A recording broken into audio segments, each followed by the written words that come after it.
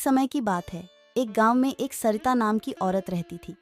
वह माता रानी की बहुत बड़ी भक्त थी। सरिता पूरे नवरात्रि रखती। उसका एक बेटा भी था जिसका नाम राम था। वो बहुत गरीब थे और बड़ी मुश्किल से अपना जीवन बिता रहे थे। सरिता सड़क पर झाड़ू लगाने का काम करती थी। ऐसे उसका 2 वक्त खाने का इंतजाम हो जाता था।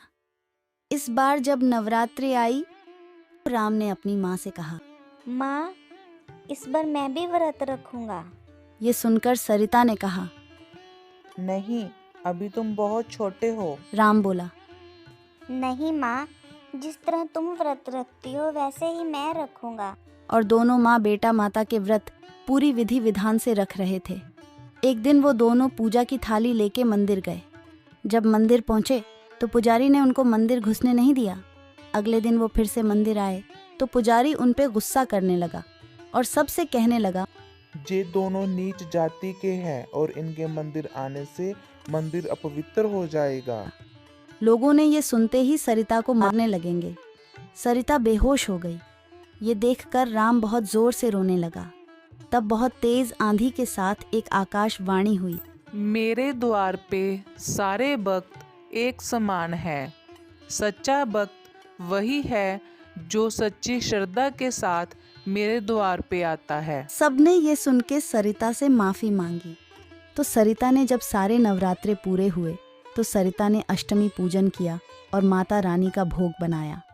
जैसा वो भोग लगा के व्रत तोड़ने बैठे तो बाहर से एक आवाज आई, इस बुढ़िया को कुछ खाने के लिए दे दो, बहुत भूख लगी है। आवाज सुनते ही सरिता ने बाहर आके देखा तो बाहर एक बूढ़ी औरत खड़ी थी। सरिता और उसके बेटे ने सारा खाना बूढ़ी औरत को दे दिया था। जब वो बूढ़ी औरत जाने लगी, वो एक पोटली सरिता को दे गई और बोली, ये पोटली ले लो और इसे विजयदशमी वाले दिन ही खोलना। ऐसे कहकर वो चली गई।